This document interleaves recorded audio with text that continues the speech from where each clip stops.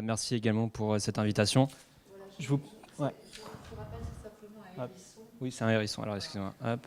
Avant, on savait que c'était vraiment un hérisson. On a changé de logo l'année dernière, qui est un peu plus punchy, voilà, c'est ça. En tout cas, je vous remercie pour votre invitation. Je vous prie de bien vouloir excuser Denis Lostis, notre président qui intervient au CEREMA actuellement, et Elodie Martinique-Cousty qui est auditionnée au CESE. Donc voilà, je suis envoyé ici pour témoigner, alors qu'à la base, je ne fais pas trop d'intervention. Ah oui, tout à fait, tout à fait. Comme vous l'avez rappelé, en fait, donc France Nature Environnement, c'est 3500 associations affiliées. On a un maillage territorial qui est extrêmement fort en France et en Outre-mer. Et je souligne bien en Outre-mer parce qu'on a souvent tendance à les oublier, notamment sur la politique maritime. Donc nous, on le souligne à chaque fois qu'on est dans des réunions avec le ministère et autres. Donc vous voyez qu'on est présent sur l'ensemble des territoires, notamment les territoires qui sont concernés par les projets EMR, donc la Bretagne, en Normandie, en Méditerranée, le Sud-Ouest et puis aussi bientôt la région Hauts-de-France. Donc mon propos va être relativement court parce que je ne pensais pas que j'avais une demi-heure. En fait, j'ai appris hier que j'avais une demi-heure pour parler, mais ça ne durera pas une demi-heure. D'ailleurs, je vous remercie d'avoir mis autant de temps pour l'aspect environnemental, parce que c'est aussi important de parler des problématiques environnementales sur un sujet comme celui-ci, où finalement on connaît encore peu de choses.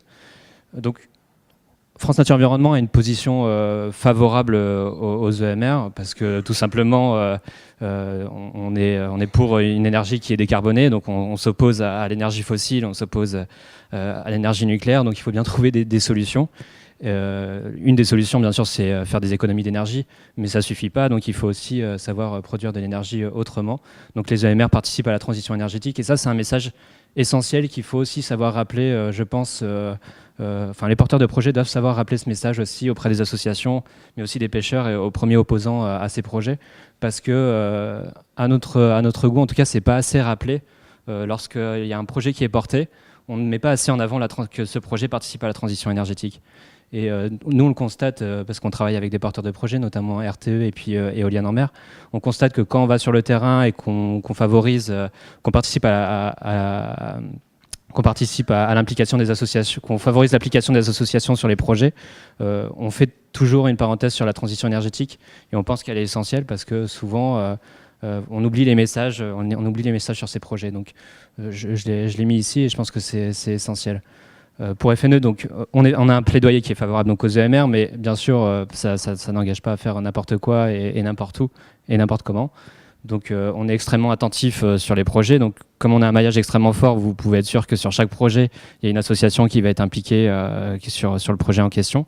Donc nous, on a un suivi fort. Donc moi, ça me remonte au niveau national. On a un suivi important. On participe à tous les débats publics, on participe à toutes les enquêtes publiques.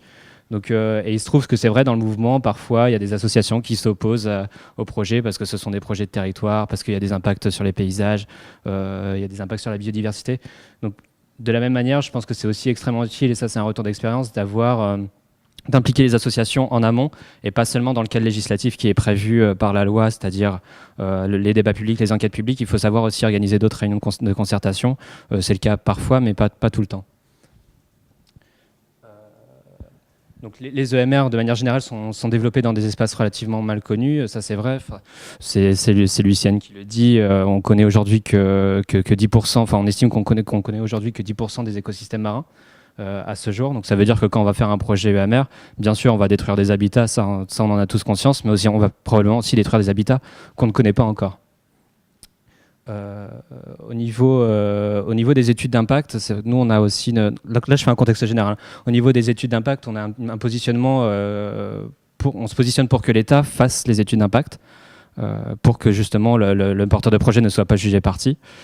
Ça permettrait ensuite aussi pour les associations de ne pas avoir une première défiance vis-à-vis des porteurs de projets, et que les relations soient peut-être se passent mieux entre les porteurs de projets, les associations et de manière générale toutes les personnes qui sont impliquées sur les projets. Donc ces études d'impact pour nous doivent être réalisées par l'État et puis ensuite remboursées par celui qui a été élu comme étant le porteur du projet en question. Ensuite, on demande la création d'un fonds dédié à l'approfondissement et à la mutualisation des connaissances marines et littorales, qui serait abondé par la taxe EMR. Donc jusqu'à l'heure d'aujourd'hui, d'ailleurs jusqu'à l'année dernière et la loi de finances pour 2017, il y avait 10% qui étaient réservés au développement des projets à des projets de développement durable. Donc il y avait 10% de la taxe des éoliennes en mer qui était réservée au développement de projets de développement durable sans que la loi dise quel projet, enfin qu'est-ce que finance serait cette partie de taxe. Donc nous, on a poussé fortement les députés à déposer un amendement sur cette taxe pour que ce pourcentage-là de 10% soit reversé à l'Agence française de la biodiversité pour une meilleure connaissance du milieu marin. On a eu une demi-victoire puisque 5% va être reversé à l'AFB dès que les projets seront mis en œuvre. Donc pour le moment, c'est 5% de zéro puisqu'il n'y a pas de production à l'heure actuelle. Mais à l'avenir, si les projets d'éoliennes offshore, je parle bien d'éoliennes offshore, se développe, dans ces cas-là, ça pourrait représenter plusieurs millions d'euros pour la connaissance du milieu marin. Ce que nous, on trouve étonnant, d'ailleurs, toujours sur l'aspect taxe, c'est qu'on distingue une taxe sur l'éolien offshore et la taxe sur les hydroliens. Donc aujourd'hui, la loi distingue les deux types d'EMR. Nous, on serait plutôt favorable pour que le produit de cette taxe vise l'ensemble des EMR et qu'il n'y ait pas de disparité entre les deux taxes. Ce n'est pas le cas aujourd'hui. Et sur l'hydrolien, par exemple, vous n'avez encore, il n'y aura aucune, il n'y a pas de taxe il n'y a pas de pourcentage de taxe qui sera reversé pour la connaissance du milieu marin. Donc on va bien sûr s'y atteler et faire en sorte qu'il y ait une partie de cette taxe qui soit reversée pour une meilleure connaissance du milieu marin. Sur l'ERC, donc le principe, la séquence éviter, réduire, compenser en mer, aujourd'hui c'est encore relativement approximatif. Nous, cette année, avec les porteurs de projets et puis France Nature Environnement dans sa globalité, on va travailler sur cette séquence-là, notamment sur le C, le compenser, parce qu'aujourd'hui, compenser en mer, c'est encore quelque chose qui n'est pas établi. Donc on va essayer de réaliser un benchmarking international pour essayer de savoir comment ailleurs, en Europe, mais pas seulement, les porteurs de projets ont réussi à créer quelque chose, une doctrine sur la compensation en mer. Donc c'est notre objectif pour cette année, notamment avec les porteurs de projets et RTE. Donc on va voir si on arrive à créer une doctrine qui sera acceptée par tous. Le mot doctrine, non, parce que en fait, le mot doctrine, en soi, il y a une doctrine ERC à terre. D'ailleurs, le ERC, c'est une doctrine, c'est dans la législation, mais finalement, les principes sont des principes doctrinaux. Mais ce serait plutôt une manière de penser. La doctrine en loi, voilà, c'est ça, c'est une manière de penser. Mais ce ne serait pas une obligation législative, ce serait... alors là, je suis revenu en arrière. Donc... Maintenant, pour revenir un petit peu sur le fond, sur les impacts des EMR, donc on s'est beaucoup appuyé sur les travaux de l'UICN auxquels on a d'ailleurs contribué. Donc de manière générale sur les habitats benthiques, donc il faut distinguer deux types d'impacts, donc les impacts en phase travaux et les impacts en phase de fonctionnement.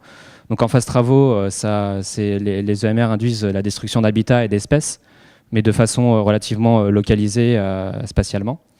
Donc il faut avoir une attention particulière pour certains habitats et espèces qui seraient plus vulnérables que d'autres.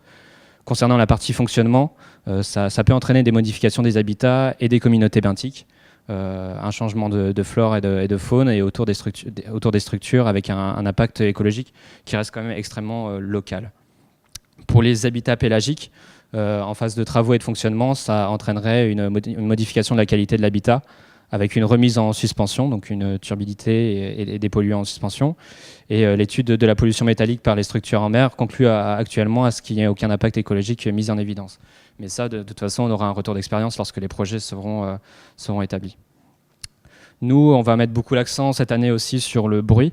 On a une association qui s'appelle le GREP, le groupe de recherche sur les cétacés, qui travaille essentiellement sur les bruits sous-marins. Pour nous, c'est la problématique majeure sur les EMR. Parce que c'est une problématique qui est peu connue et pourtant elle fait partie de la directive 4 stratégie pour le milieu marin et du plan d'action pour le milieu marin. C'est un des indicateurs du plan d'action pour le milieu marin au niveau national et le ministère d'ailleurs nous a dit qu'elle s'est fait rappeler à l'ordre par la commission parce que apparemment elle n'a pas développé encore les outils nécessaires pour avoir une meilleure connaissance sur les bruits sous-marins. Donc les causes des bruits, donc c'est bien sûr la préparation du substrat en phase travaux et les courants induits des vibrations lors de l'exploitation. Les effets que cela peut produire, donc c'est une mort aux blessures graves des poissons, des mammifères marins, des tortues de mer, une perturbation comportementale et au mieux un abandon, une désertion momentanée d'un habitat. Et bien sûr, quand on parle de bruit, il faut prendre en compte les effets cumulés, c'est-à-dire que le bruit ne viendrait pas seulement des EMR, mais aussi le bruit du transport maritime et puis le bruit naturel aussi des courants. Les impacts électromagnétiques, on voulait le souligner aussi, même si aujourd'hui on a très peu de retours d'expérience et il semblerait qu'il y ait peu d'impact en matière d'impact électromagnétique. Il ne faut pas l'exclure, donc ce serait bien sûr pendant l'exploitation de l'EMR. Donc c'est quelque chose qu'il va falloir aussi surveiller, mais on a encore aujourd'hui très peu de retours. On peut éventuellement voir ce qui se passe à terre, mais en mer, ce sera probablement différent, donc il va falloir bien sûr suivre. Les risques de collision, ça pareil, c'est encore pas très bien caractérisé, mais des travaux sont en cours avec la mise en place d'observations visuelles ou par radar, voire par modélisation. Mais voilà, comme vous voyez, au final, donc, sur les différents impacts qu'on pourrait répertorier, on connaît très peu de choses, on a très peu de retours d'expérience. C'est aussi c'est le fait d'être en mer aussi qui fait que c'est particulièrement compliqué d'avoir un suivi parce que les espèces migrent et puis il y a les courants. Donc le milieu fait que c'est extrêmement difficile d'avoir un retour d'expérience sur les impacts. Mais bien sûr, dès que les projets vont être en exploitation, on va être absolument attentif au niveau de la surveillance pour les impacts sur des EMR. Nos recommandations, donc développer les connaissances des impacts potentiels des mesures sismiques pendant la phase de prospection, donc des mesures géotechniques.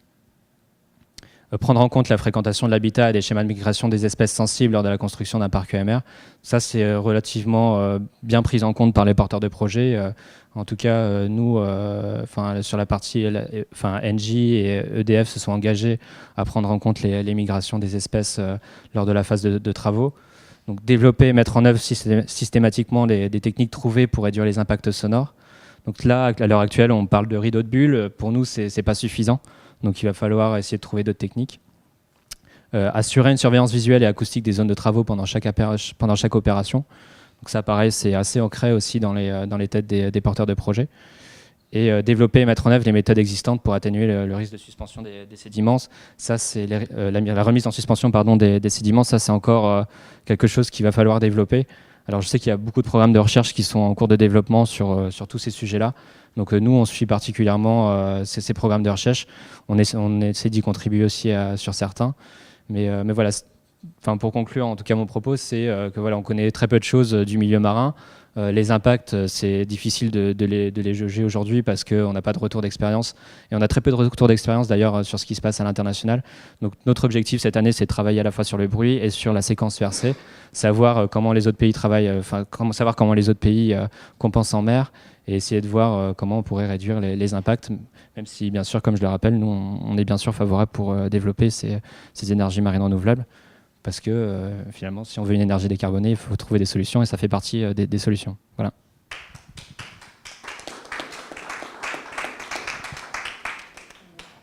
Merci beaucoup en tout cas d'avoir à la fois été aussi concis et aussi précis. Je crois qu'il y a une chose qui est absolument rassurante, c'est le rôle de vigilance que vous exercez. C'est important. C'est vrai que quand on est dans un monde de la mer, c'est large, c'est vaste et il y a beaucoup de choses à dire, à faire et à surveiller. Je crois que l'intérêt de FNE et l'intérêt des ONG, c'est à la fois leur puissance d'agacement qu'elles peuvent provoquer, mais surtout la capacité qu'elles ont à entendre et à comprendre. Donc, vous êtes un accompagnateur et absolument pas, et un stimulateur, je dirais même, mais vous n'êtes pas un bloqueur. Je crois que c'est quand même une chose importante à redire. Le rôle des ONG est fondamental aujourd'hui, d'abord parce que c'est elle qui a une puissance de dialogue, qui peut dialoguer probablement avec les pouvoirs publics de manière différente, de manière structurée et surtout de manière rassemblée. En fait, une association, et plus particulièrement FNE, je crois, c'est sa capacité d'avoir su rassembler autour d'elle sur des objectifs qui sont parfois totalement différents et même divergents, mais en tout cas, quand vous parlez d'une voix. Et c'est là où est l'exemple que vous nous donnez, à nous qui sommes capables de parler de plusieurs voix et en même temps. Vous avez utilisé le bon mot, le mot stimulateur. C'est vrai que, et je ne citerai pas la personne, mais au ministère, on nous pousse aussi à les stimuler pour qu'ils puissent, et les porteurs de projets aussi nous poussent à ce qu'on les stimule pour justement qu'ils puissent être plus performants au niveau environnemental. Donc, on serait ravis que vous fassiez partie de notre groupe de travail. On a envie de bien conserver votre contact pour on apprécie, c'est vrai, ce que fait FNE, mais je crois que ce sera intéressant qu'au sein du groupe de travail, vous puissiez intervenir et nous rappeler. Est-ce qu'il y a des questions? Oui, évidemment, il y a toujours des questions. Oui, avec le micro et face à la caméra. Ah, oui, ça va être compliqué. Il faut sauter les chaises. Ah, bon, allez. Donc Gabriel Quentin, jeune diplômé en énergie marine. Ma question va être très brève.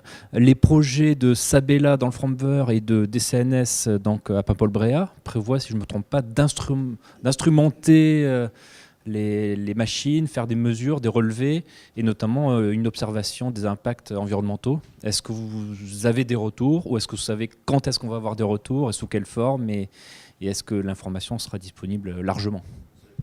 On n'a pas de retour jusqu'à maintenant. C'est vrai que nous, on s'est essentiellement penché jusqu'à aujourd'hui au projet éolien offshore posé. On commence à se mettre sur l'éolien flottant avec le projet de Groix notamment, sur lesquels on est beaucoup consulté parce que ça crée quelques remous. Sur les projets hydroliens, c'est relativement nouveau, mais on a des associations qui nous ont plusieurs fois contactés justement sur ces projets et qui s'y impliquent, donc on va suivre justement ce que vous dites et moi je vais avoir bien sûr, en tant que coordinateur du réseau, je vais avoir énormément de retours sur ce qui se passe, donc bien sûr nous on apprend aussi, donc voilà. Désolé, j'ai pas plus d'éléments à vous tout ça.